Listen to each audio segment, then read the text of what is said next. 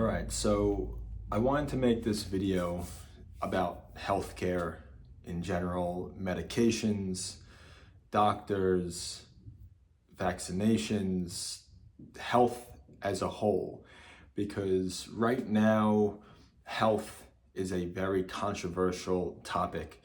And as a primary care doctor who has seen thousands and thousands of patients and really spends time with people and has a very unique job in that I get to know almost everything about a person and thousands of people, understanding medical and social and psychological and seeing the whole picture of a person, which I think is so important when we discuss health and healthcare and medications, because oftentimes you have people with strong opinions who don't see the whole picture. And it doesn't mean they're always wrong, but I think from my perspective, when you see everything, then you can really understand what is right and what is wrong. And furthermore, realize that there rarely is a right and wrong.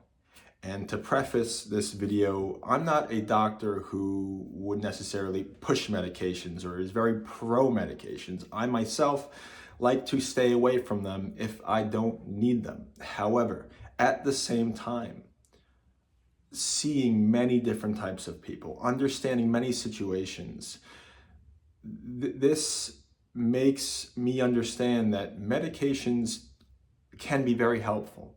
They can save lives. Medications and vaccinations and parts of the healthcare system. It's absolutely incredible. And it's tough now because there's definitely a lot of online conversation, in-person conversation, where people are losing trust in the healthcare system and doctors, and they think that there's a lot of corruption and problems. And that is definitely true to some extent. I think like in any big industry, there's always that piece. However, it doesn't mean we have to go now and say medications, healthcare, doctors are all bad and there's no need for them. And all it is causing problems. All it is about making money. Doctors are working for pharmaceutical companies, vaccine companies, etc. That's not where we should go. We shouldn't go from that to now, just the complete opposite, because that opposite is also troublesome. And so I think I want to bring people back to the middle where you can have a conversation and understand that there is no right and wrong. Medicines save lives. And again, I'm not someone to push these medications. When people come into me, when patients come into me, I don't push meds. I have discussions and understand the pros and cons and understand that person and that situation, because life is complicated. It's messy. It's hard. It's sometimes you need help, and that's where medicines can come in. Now, I always like to educate and empower people so that they don't have to rely on medications, and I think that's really where we have to head within healthcare.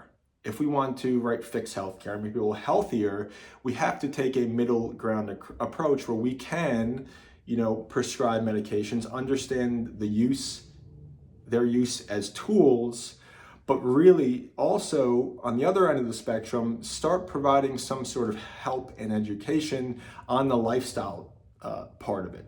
Helping people make healthier choices, helping them eat healthier diets, helping them exercise more, helping them take control of their health, because that is definitely a piece that we're missing. And that's the validity of so many arguments, is that we're missing that piece. It doesn't mean that we have to go all the way there and then completely say healthcare is bad, medicines are bad. No, that's not good, because that piece, first of all, is fantastic.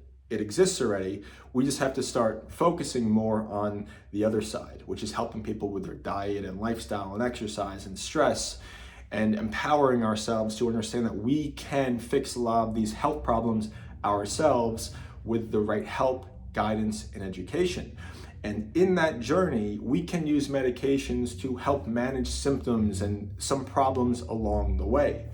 For example, I prescribe all sorts of medications when I believe that they are necessary and the patient agrees to it. Blood pressure medicine saves lives because oftentimes people's blood pressures can be absolutely out of control, and that can be causing such harm to their body where we don't have time to necessarily address the diet, exercise right away. We need to treat that symptom, and that's where that blood pressure medicine would come into would help us. Same thing with these weight loss medications. I know they're very controversial, the Wegovy, Ozempic, Mounjaro, Zepbound, but I do prescribe them because it's the same thing. Sometimes people have gotten to such a point where they need some help with medications while we can hopefully figure out the problem.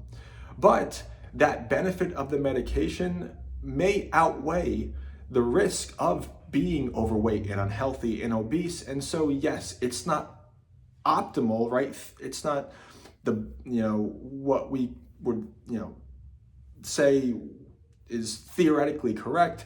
But in that personal story, that medication can be helpful because you know what? The person's at the situation, they need some help right now, and we can use that medication as a tool.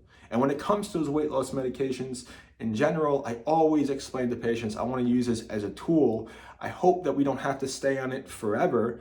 So hopefully we can use it to lose weight and focus on the fundamental lifestyle problems while, we help get you there with the meds. And that's really the approach we should be taking. Not saying, these weight loss medications are amazing and there's nothing bad with them, or saying the opposite and saying they're all bad and there's nothing amazing to them. No, there is a middle ground where they do serve a purpose and they can be very helpful. And I think that's what we have to look at now, rather than saying all good, all bad. Understanding, look, these are fantastic tools, they save lives. They're not certainly the only solution. It's part of the bigger solution. And that goes with almost all other medications as well, including the cholesterol medications, which is another controversial medication patients come to me for. And again, sometimes they're unnecessary and sometimes they can be necessary. And that's the conversation you have with people, realizing that there is no good, nothing is all good, nothing is all bad.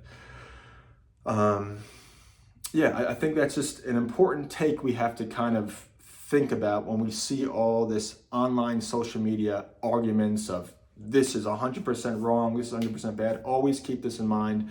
It's way more complicated. Life is complicated, and medications really can be incredible tools and life-saving at times.